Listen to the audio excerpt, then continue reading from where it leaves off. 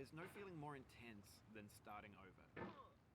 If you deleted your homework the day before it was due, as I have, or if you left your wallet at home and you have to go back after spending an hour in the commute. If you won some money at the casino and then put all your winnings on red but it came up black. If you got your best shirt dry cleaned before a wedding and then immediately dropped food on it. If you won an argument with a friend and then later discovered that they just returned to their original view. Starting over is harder than starting up. If you're not ready for that, like if you've already had a bad day, then what you're about to go through might be too much. Feel free to go away and come back. I'll be here. Alright, thanks for coming with me on this trip. I'll understand if you have to take a break at any point. Just find a safe place to stop and quit the game. And don't worry, I'll save your progress, always. Even your mistakes.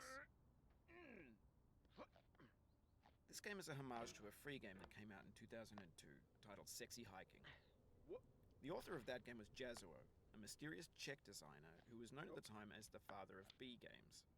And B games are rough assemblages of found objects. Designers slap them together very quickly and freely, and they're often too rough and unfriendly to gain much of a following.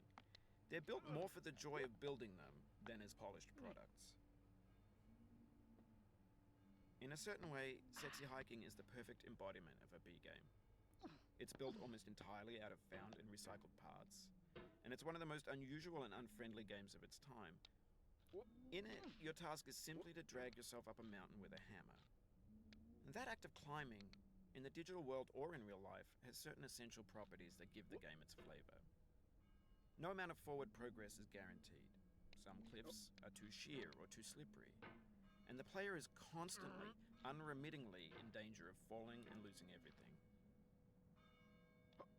Anyway, when you start Sexy Hiking, you're standing next to this dead tree that blocks the way to the entire rest of the game. It might take you an hour to get over that tree, and a lot of people never got past it. You prod and you poke at it, exploring the limits of your reach and your strength, trying to find a way up and over. And there's a sense of truth in that lack of compromise. Most obstacles in video game worlds are fake. You can be completely confident in your ability to get through them once you have the correct method or the correct equipment or just by spending enough time. In that sense, every pixelated obstacle in Sexy Hiking is real. The obstacles in Sexy Hiking are unyielding, and that makes the game uniquely frustrating. But I'm not sure Jazuo intended to make a frustrating game. The frustration is just essential to the act of climbing, and it's authentic to the process of building a game about climbing.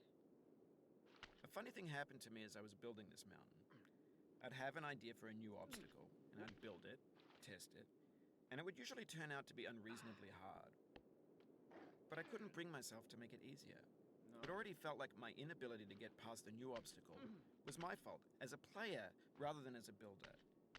Imaginary mountains build themselves from our efforts to climb them, and it's our repeated attempts to reach the summit that turns those mountains into something real. When you're building a video game world, you're building with ideas, and that can be like working with quickset cement. You mold your ideas into a certain shape that can be played with, and in the process of playing with them, they begin to harden and set until they're immutable, like rock. And at that point, you can't change the world. Not without breaking it into pieces and starting fresh with new ideas. For years now, people have been predicting that games would soon be made out of prefabricated objects, bought in a store and assembled into a world. And for the most part, that hasn't happened, because the objects in the stores are trash. I don't mean they look bad or that they're badly made, although a lot of them are. I mean they're trash in the way that food becomes trash as soon as you put it in the sink. Things are made to be consumed and used in a certain context, and once the moment is gone, they transform into garbage. In the context of technology, those moments pass by in seconds.